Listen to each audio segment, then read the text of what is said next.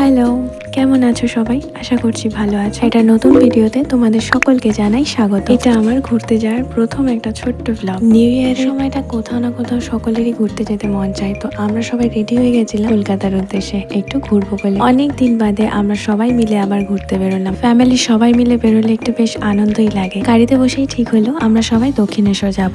দক্ষিণেশ্বরে সেই দিনও খুবই ভিড় ছিল। তারপরে জানতে পারলাম যে এই ভিড়টা প্রত্যেক দিনই হয়, শুধু বিকেল টাইমটা একটু ফাঁকা থাকে। তারপরে আমরা মন্দিরের উদ্দেশ্যে বেরোলাম। রামকৃষ্ণের ছবিটা কত বড় দেখছেন। সামনে এগোতেই দেখি পুজো দেওয়ার জন্য প্রচুর লাইন। তো আমরা সেদিন পুজো দিইনি, কারণ আমাদের প্রথম থেকে ঠিক ছিল না যে আমরা দক্ষিণেশ্বর আসবো, তাহলে আমরা খেয়ে আসতাম না, এসে পুজোটা দিতে পারতাম। তাও আমরা লাইন দিয়ে ভিতরে কালীমা দর্শনের জন্য গিয়েছিলাম, কিন্তু এত ভিড় থাকার কারণে আমরা দর্শন করতে পারিনি। আর ভিতরে ক্যামেরা মোবাইল নিয়ে যাওয়া বারণ ছিল, তাই মন্দিরের ভিতরটা দেখাতে পারলাম না, কিন্তু বাইরেটা যেমন সুন্দর ভিতরটাও তেমনই সুন্দর। এরপর আমরা হাওড়া ব্রিজটা কিছুক্ষণ দাঁড়িয়ে দেখে পাশে একটা ছোট্ট মেলা মতন ছিল, সেখানে ঘুরে বেরিয়ে পড়লাম। আজ এইটুকুই, পরে একটা ব্লগে দেখা হবে খুব শীঘ্রই।